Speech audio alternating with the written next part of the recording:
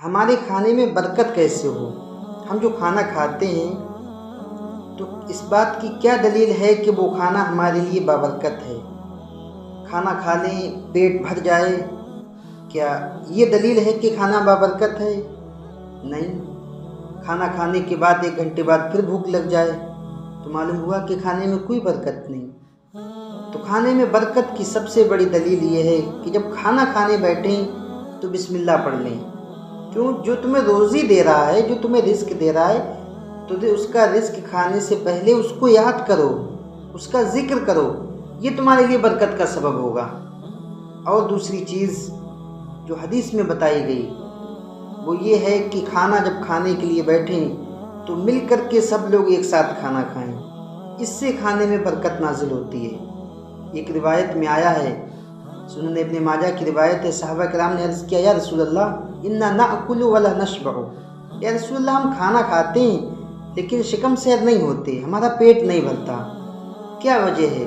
حضور نے فرمایا لعلکم تأکلون متفرقین، حضور نے فرمایا کہیں ایسا تو نہیں کہ تم الگ الگ بیٹھ کر کے کھانا کھاتے ہو، تم مختلف طریقے سے کھانا کھاتے ہو؟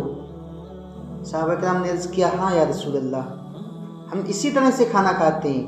آج بھی ہمارے زمانے میں یہی رواج ہے کہ ایک یہاں بیٹھ کے کھانا کھا رہا ہے، ایک شخص وہاں بیٹھ کے کھانا کھا رہا ہے، وہ بندہ اپنے روم میں لے جا کر کے کھا رہا ہے۔ گھر میں اگر 4 لوگ ہیں، بھائی بہن ہیں، باپ ہیں، تو بھائی بھائی کے ساتھ بیٹھ کر کے کھانا پسند نہیں کرتا، بیٹا باپ کے ساتھ پسند نہیں کرتا، باپ بیٹے کے ساتھ کھانا پسند نہیں کرتا، بہنیں آپس میں بیٹھ کر کے کھانا پسند نہیں کرتی، بیٹی ماں کے ساتھ بیٹھ کر کے کھانا پسند نہیں کرتی۔ یہی وجہ ہے کہ ہمارے گھروں میں بے برکتی ہوتی ہے، ہمارے گھروں میں رحمت کے فرشتے جو برکت لے کر کے آتے ہیں وہ نازل نہیں ہوتے۔